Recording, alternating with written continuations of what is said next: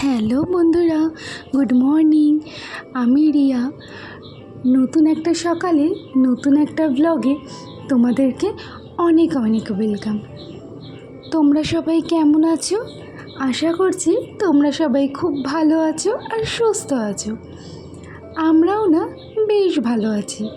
আর আজকে হচ্ছে গিয়ে শনিবার, আর এখন ঘড়িতে বাজে সকাল 8টা। তোমাদেরকে সাথে নিয়ে আজকের ব্লগটা এখান থেকেই শুরু করছি। আই হোপ আজকের ব্লগটা তোমাদের ভালো লাগবে। সকালবেলা ছেলেকে পড়াতে চলে এসেছে, ওই জন্য ওর বাবাকে আর দিদিমণিকে চা আর বিস্কুট দিয়ে দিলাম। এবার সকালের কাজ রান্না বান্নার দিকে চলে এসেছি, কারণ যেই দিনকে ছেলের পড়া থাকে সকালবেলা যেহেতু দিদিমণি আসে, আমি চেষ্টা করি আগেই বাসি কাজটা ছেড়ে নেওয়ার। ওই জন্য সকালে উঠে আগে বাসি কাজটা ছেড়ে নিয়েছি। এবার ডাইরেক্ট রান্নায় চলে এসেছি। আর এতটাই গরম জানো তো, আমি রান্নাঘরের ওখানে দাঁড়িয়ে দাঁড়িয়ে আর কাটাকাটি করতে পারলাম না, কারণ আজকে বর পুঁই শাক নিয়ে এসেছে। এবার পুঁই শাকের সাথে সাথে তো রাঙা আলু, কুমড়ো, বেগুন সমস্ত কিছুই সবজি কাটতে হবে। সেই জন্য ভাবলাম কিনা ঘরে বসে পাখার তলায় বসে আগে একটুখানি কেটে নিই। আর দেখবে এই সমস্ত রান্নাগুলো করতে গেলে আগে যদি কাটাকাটিটা করে নাও তাহলে রান্নাটা করতে অনেকটাই সুবিধা হয়। যেমন মাছের ঝোল, এইগুলোয় কাটাকাটির কোনো ব্যাপার থাকে না। একদিকে কোনো একটা কিছু ভাজা হচ্ছে আর একদিকে আর একটা কিছু করা যায়, কিন্তু এইগুলো তো সব একই সাথে দিয়ে একইভাবে কষাতে হবে। ওই জন্য ভাবলাম ঘরে বসে বসে পাখার তলায় বসে একটুখানি কাটাকাটিটাই আগে করে নিই। আমাদের মতো গৃহবধূদের অর্ধেকটা সময় যেন সকাল থেকে রান্নাঘরেই কেটে যায়। আর ছেলের যখন স্কুল থাকে তখন তো আরও সকালে রান্নাঘরে ঢুকতে হয়। তার কারণ হচ্ছে ওকে সকালে একটা টিফিনও করে দিতে হয়, তারপর স্কুলেও টিফিন নিয়ে যেতে হয়, তখন চাপটা আরও বেশি থাকে। এখন যেহেতু ওদের গরমের ছুটি পড়ে গেছে, আর এদিকে দেখো দিদিমণি সবেমাত্র পড়িয়ে গেছে, আর ও আমার পাশে এসে এইটা ওটা ধরা সমস্ত কিছু স্টার্ট করে দিয়েছে। ওর যখন স্কুল থাকে না, তখন সত্যি বলতে আমি না ধীরে সুস্থে শান্তিতে অনেকটা কাজই করে নিতে পারি।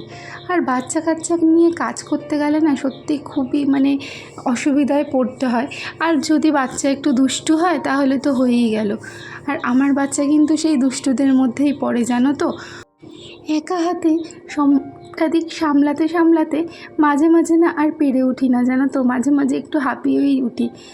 ছেলে, সংসার, রান্না বান্না সমস্ত কিছু সামলিয়ে নিজের দিকে কিন্তু ধ্যান দেওয়ার একটুখানিও সময় থাকে না। দেখো তোমাদের সাথে কথা বলতে বলতে এদিকে কিন্তু আমার সবজিগুলো সমস্ত কিছু কাটা হয়ে গেছে, জানো তো। এবার এগুলোকে বাইরে ধুতে নিয়ে যাব। তোমরা হয়তো অনেকেই জানো আমার ঘরের ভেতরে না কোনো কল বা বেসিন কিছুই নেই। একটা বেসিন আছে যেটা দিয়ে শুধু জল ফেললে বাইরের দিকে জলটা যাবে, কিন্তু কোনো কল কিন্তু নেই। সেই কারণে কি বলো তো, ঘরে ধুতে না একটু অসুবিধাই হয়।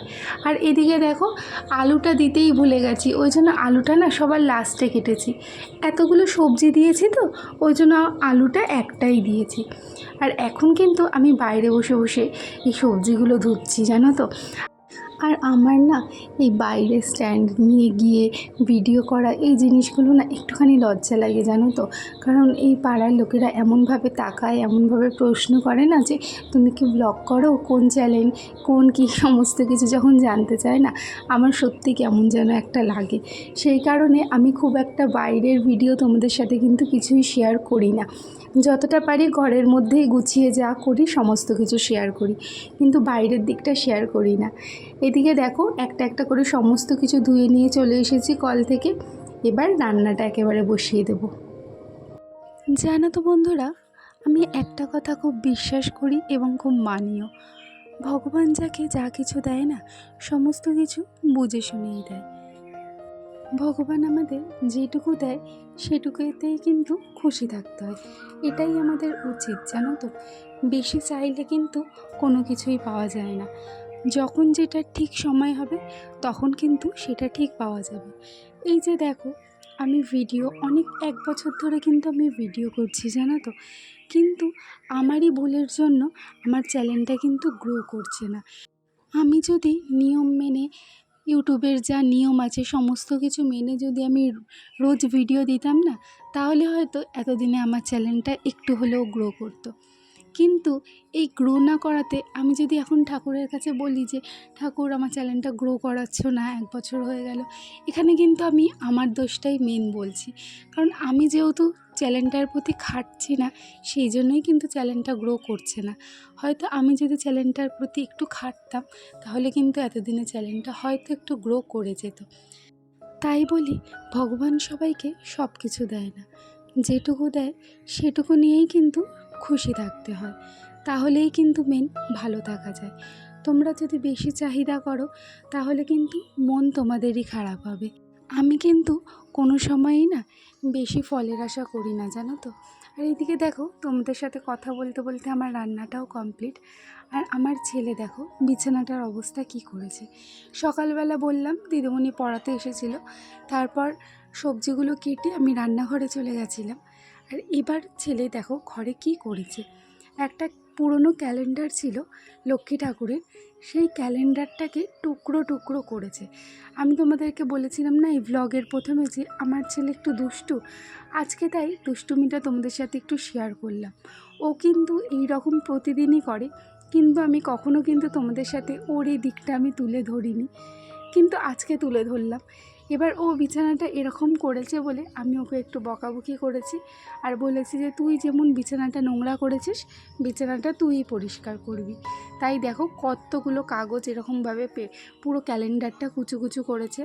আর বিছানার চাদর দেখো, আমি বলেছি টান টান কর, বলছে আমি পারছি না। মানে প্রচণ্ড রেগে গেছে লাস্ট ফিনিশিং। প্রথমে ভাবছিল কি আমি হয়তো ভিডিওর জন্য এমনি মজা করছি, কিন্তু পরে দেখছে যে রোজই তো করে, কিন্তু আজকে তো মা ওকে দিয়েই পরিষ্কার করাচ্ছে, তাই কিন্তু খুব রেগে গেছিলো। দেখো ওর মুখটা দেখলেই বুঝতে পারবে। তো এই পড়িয়ে গেছে, পড়িয়ে যাওয়ার পর এরকম বই খাতা সব ছড়িয়ে রেখেছিল, সবটাই কিন্তু ওকে দিয়ে করিয়েছি। এরকম মাঝে মাঝেই আমি ওকে দিয়ে করাই, কিন্তু তবুও না ওর শিক্ষা হয় না, জানো তো। আবার সেই সেম ওর খেলা, বালিশ কাঁথা কম্বল নিয়ে।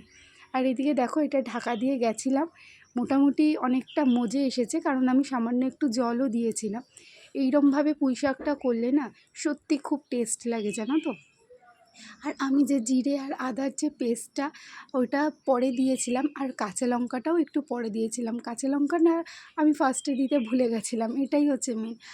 আর এই যে এটা হচ্ছে ফাইনাল লুক। পুঁই শাকটা খেতে কিন্তু সত্যি খুবই ভালো হয়েছিল, আর একদম গামাখা গামাখা হয়েছিল। আর সাথে করেছিলাম হচ্ছে গিয়ে একটু খারকোল পাতা বাটা, এটা প্রথমে ভেজে নিচ্ছি, তারপর কিন্তু মিক্সারে বেটে নিয়েছিলাম। তাহলে বন্ধুরা, আজকের ব্লগটা কেমন লাগলো? যদি ভালো লেগে থাকে একটা লাইক করে আমার চ্যানেলের পাশে থেকো।